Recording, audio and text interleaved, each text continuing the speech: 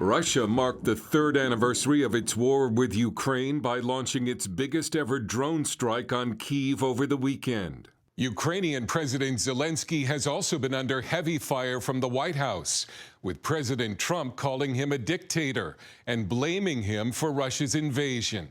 Zelenskyy told reporters he would step down if it stopped the fighting. You're under pressure from Moscow to step aside and Washington to hold elections. Would you be willing to give up the presidency if it meant peace for Ukraine?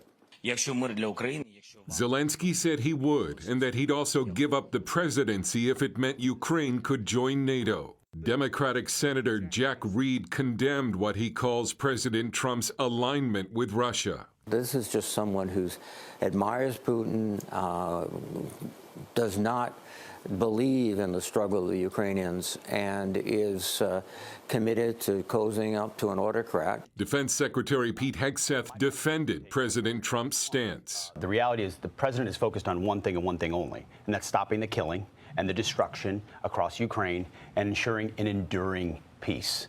So standing here and saying, you're good, you're bad, you're a dictator, you're not a dictator, you invaded, you didn't, it's not useful, it's not productive.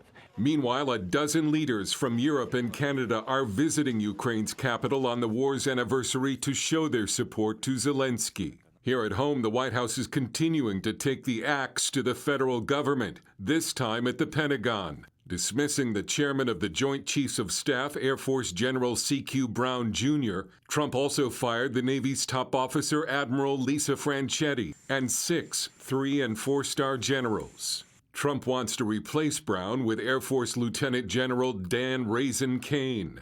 Hegseth defended the move. The president deserves to pick his key national security and military advisory team. There are lots of presidents who've made changes, from FDR to Eisenhower to H.W. Bush to Barack Obama, who fired or dismissed hundreds of militaries during his term. The British and French leaders will visit the White House to pitch a peace plan for Ukraine that would call for 300,000 peacekeepers, with U.S. troops as a backstop.